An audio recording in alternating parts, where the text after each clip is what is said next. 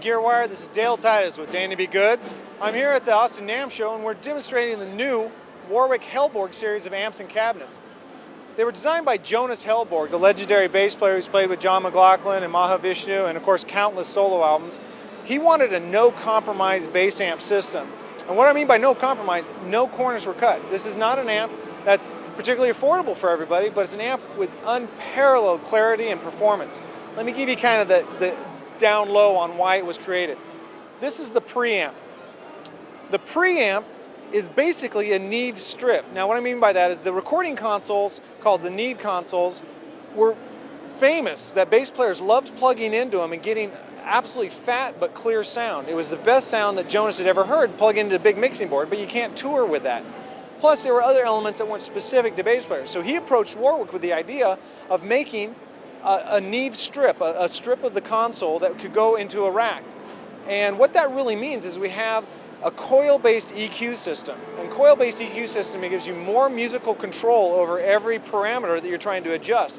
You've got lower lows, more crystal highs, and every subtle adjustment gives you a whole new world that you can draw upon when you're trying to shape your sound.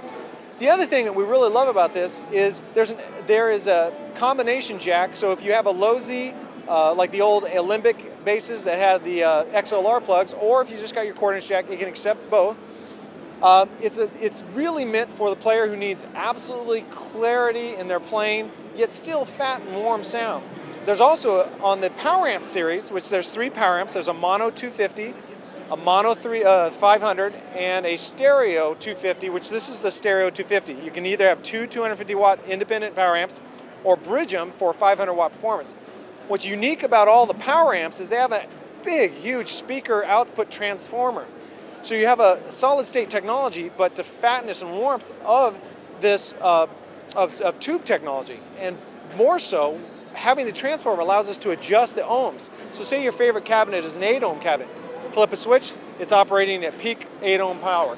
Then maybe you borrow a cabinet for a gig that's 4 ohms. Flip a switch, you got 4 ohm performance. Now he also designed, because if you got the great tone shaping, you need great speakers. So he's come up with 4 cabinets. The big cabinet, which is around the corner, the high cab, the low cab, and then there's a club cab. These are all Celestion loaded, but each particularly voiced for what Jonas was looking for. The amp system we couldn't be more happy with. They're hitting the States probably in September of this year, and just they're really for the connoisseur of bass, the audiophile for bass player. If you want a tone that's absolutely not going to be compromised by using cheap parts or cheap manual labor to build it, you want this. This is an absolutely ideal, top of the line, next generation bass amp system.